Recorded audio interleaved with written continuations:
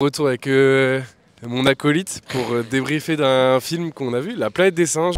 There was a time when humans and apes lived side by side.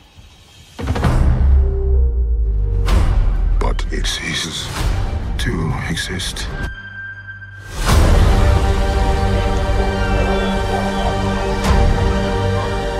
Apes hunt humans.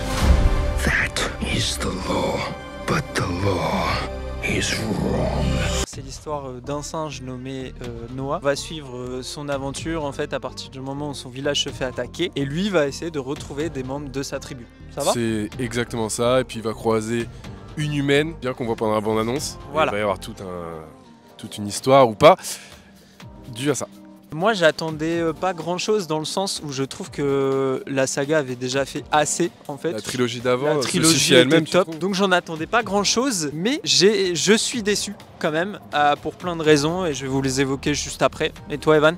Bah moi j'attendais, la trilogie j'ai plutôt bien aimé. Je trouve que l'histoire, comme tu as dit, est plutôt vraiment cool. Elle suffit à elle-même, mais l'histoire originale de La planète des singes, c'est ça en fait, c'est ce qu'on vient de voir, c'est avec les singes qui dominent le monde. Normalement il n'y a pas la partie d'avant. Donc ça m'a intrigué quand même, et je suis déçu comme Evan forcément. Premier point, alors moi je vais parler déjà du point positif. Je trouve que visuellement ça tient la route. C'est pas trop mal, il y a des bonnes idées de 2-3 plans, notamment un peu des plans aériens. Nous on l'a vu en 4DX, donc ça ajoute un peu le côté rocambolesque. Mais la 4DX c'est pas fou pour le film. En fait moi ça ajoute le côté au fait que je suis un peu plus en immersion et je m'endors moins dans les films qui sont très longs. Voilà, ouais. Parce que sinon j'ai trouvé ça très plat et très long. Moi j'aime bien, ça va légèrement spoiler, partie en fait ils prennent César qui est le héros de la trilogie d'avant comme un dieu, c'est comme la religion un peu d'ici ouais, en fait. Ça. En fait c'est leur dieu, c'est leur Jésus. Il y en a qui interprètent mal du coup ce qu'il a fait avant, et du coup c'est un peu les méchants de ces films là, alors que ils idolâtrent César qui est leur dieu et ils en font un peu n'importe quoi. J'aime bien un peu cette partie là qui repart un peu sur le monde.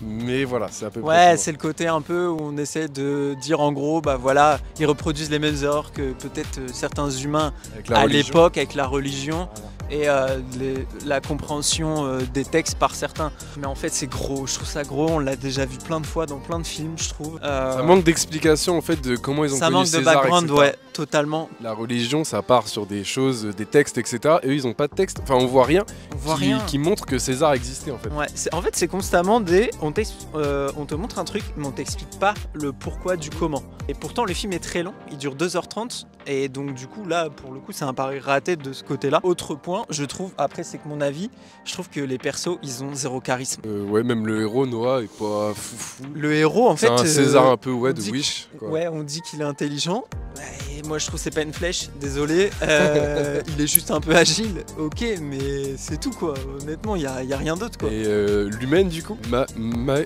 sais même plus. Mai. Pour ceux qui connaissent, celle qui joue Ciri dans The Witcher, moi je vous le conseille pas, honnêtement ça serait mentir. Les points positifs Evan, c'était quoi du coup? Comme j'ai dit avec la religion, moi négatif après c'est la même chose en fait, ça manque de lore autour, d'explications et de textes. Ah ouais vraiment. Parce que comme je t'ai dit, il parle beaucoup de César mais on sait même pas d'où, de quoi et comment ils le connaissent en fait. Il y a juste une introduction au début du film, mais même le singe, le vieux qui disparaît après, il dit qu'il connaît César etc. Mais on sait pas vraiment, je crois qu'il est dans la trilogie d'avant peut-être, j'en sais rien. Alors, et on sait pas combien de temps après c'est. On sait rien. C'est en fait, très dommage. On comprend pas trop. Et l'autre humain aussi qui les accueille dans le village, qu'est-ce qu'il fout là? C'est quoi son but? Ça manque plein d'explications et c'est trop long. Pour un premier film, moi je me suis dit sur la longueur, justement il faut mettre les bases. Ouais. Et ils ont pas du tout mis. Et c'est dur je trouve, ça va être dur de repartir après sur ça en fait, avec des bases comme ça. Voilà. Donc moi non plus je le conseille pas forcément. La note tu mettrais combien? 11/20. Ok, moi je mettrais 12. Ouais.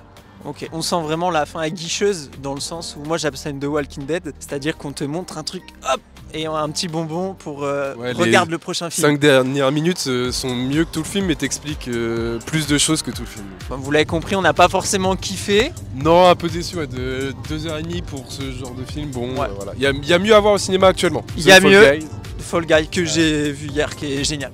Et un petit truc en plus, bien sûr, qu'on a mis sur la chaîne, qu'on reparlera peut-être parce que le film cartonne. Voilà, et donc, pensez à vous abonner. Ouais, pensez à vous abonner. Nous, on va vous faire plein de vidéos d'ici là. Et puis, on vous dit à bientôt. Et dites-nous en commentaire si vous l'avez vu, ce que vous en pensez. Vous avez peut-être pas le même avis que nous. A plus la team.